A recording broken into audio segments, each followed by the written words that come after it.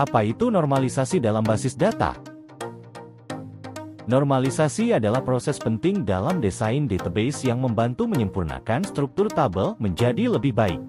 Tanpa normalisasi, sebuah database bisa mengandung data yang sama berulang-ulang di beberapa tempat atau bahkan kehilangan informasi akibat struktur yang kurang efisien. Bagaimana dengan pentingnya normalisasi?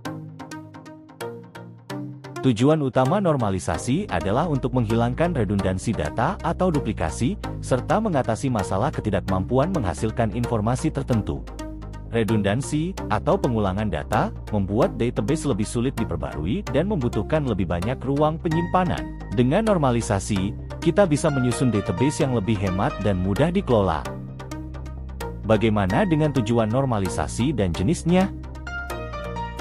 Ada beberapa bentuk normalisasi yang umum digunakan. Normalisasi bentuk pertama 1NF, bentuk kedua 2NF, bentuk ketiga 3NF, dan Boyce Codd Normal Form BCNF. Masing-masing tahap ini memiliki aturan yang berbeda untuk menyusun tabel dalam bentuk yang lebih baik. Untuk melakukan normalisasi, kita harus memahami konsep functional dependency atau ketergantungan fungsional. Ini berarti menentukan hubungan ketergantungan antara kolom-kolom di dalam tabel. Misalnya, jika kita memiliki kolom NRP yang menentukan kolom nama, kita mengatakan bahwa nama bergantung pada NRP. Kita mulai dari bentuk normal pertama atau 1NF. Sebuah tabel dikatakan berada dalam bentuk 1NF jika setiap nilai di kolomnya adalah atomik, yaitu tidak boleh ada kolom yang mengandung data komposit atau multinilai. Sebagai contoh, dalam tabel siswa yang memiliki data mata kuliah berganda, kita harus memecah kolom-kolom tersebut agar hanya ada satu nilai per kolom. Jika sudah tidak ada penggandaan atau nilai yang kosong, maka tabel tersebut bisa dikatakan berada di 1NF. Selanjutnya adalah bentuk normal kedua atau 2NF.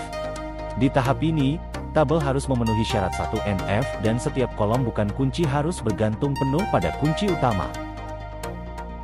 Misalnya, dalam tabel yang sudah dipecah dari 1NF, kita harus memastikan bahwa kolom yang bukan kunci, seperti nama mata kuliah, bergantung sepenuhnya pada kunci utama.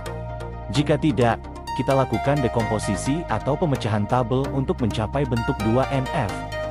Berikutnya, kita masuk ke bentuk normal ketiga atau 3NF. Di tahap ini, tabel harus memenuhi syarat 2NF dan tidak boleh ada ketergantungan transitif antara kolom yang bukan kunci. Ketergantungan transitif terjadi ketika suatu kolom bergantung pada kolom lain yang juga bergantung pada kunci utama. Sebagai contoh, misalkan kita memiliki kolom nilai dan keterangan dalam tabel mahasiswa. Jika keterangan bergantung pada nilai, dan nilai bergantung pada NRP, maka ada ketergantungan transitif.